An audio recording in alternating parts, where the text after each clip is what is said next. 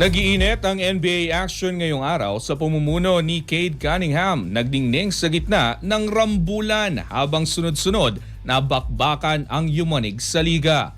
Ang ibang detalye alamin sa pag-abante ni Jake Miculob.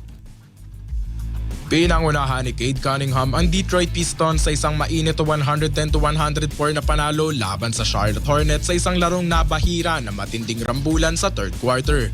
4 naman na laro ang na-eject matapos kumalat ang gulo sa buong court, ngunit nanatiling composed ang Pistons upang makuha ang kanilang ikapitong panalo sa huling siyam na laro. Tinapos si Cunningham ang laban bit-bit ang kanyang 33 points, 9 rebounds at 7 assists. Sa Denver, ipinakita ni Donovan Mitchell ang pagiging clutch ng itarak ang crucial free throws para igapang ng Cleveland Cavaliers ang 119-170 na panalo kontra Nuggets. Kahit triple-double ni Nikola Jokic, kinapos ang Denver sa dulo habang patuloy ang pag-init ng Cavaliers sa standings. Sa Los Angeles, nanaigang Oklahoma City Thunder sa kabila ng kawalan ni Shai Gilgeous-Alexander matapos pabagsakin ng Lakers 119-110. Hindi napigilan ni LeBron James ang pagkaputol ng winning streak ng Lakers sa isang larong kulang din sila sa firepower. Sumabog naman ang opensa ng Portland Trail Blazers sa likod ng career night ni Toumani Camara na nagtala ng 30 points at 8 3-pointers para durugin ang Philadelphia 76ers 135-118. Isang napakalakas sa third quarter run ang tuluyang bumali sa depensa ng Sixers na wala si Joel Embiid. Sa San Francisco, isinulat ng Golden State Warriors ang isang comeback story matapos sumabol mula 17 points pababa at agawin ng 114-130 na panalo kontra Memphis Grizzlies. Isang go-ahead basket ni Guy Santos sa huling segundo ang naghatid ng panalo sa Warriors sa kabila ng kawalan na Stephen Curry at Jimmy Butler.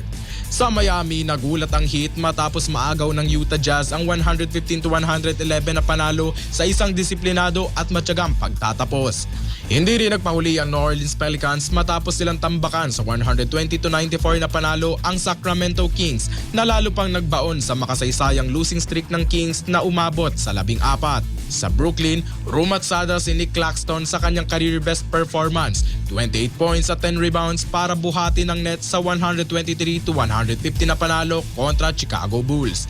Pinatunayan naman ni Anthony Edwards ang kanyang pagiging leader sa pangunguna sa Minnesota Timberwolves sa 138-160 na panalo laban sa Atlanta Hawks. Kumana si Edwards ng 30 points sa 11 of 21 shooting habang nagpakitang gilas naman si CJ McCollum kontra sa dati niyang koponan bit-bit ang 38 points. Sa pagbabalik ni Franz Wagner, nagsilbi siyang spark plug sa third quarter surge ng Orlando Magic sa 118-99 na panalo kontra Milwaukee Bucks. Suportado ng 26 points si Anthony Black at 25 ni Desmond Bane para sa ikatlong sunod na panalo ng koponan.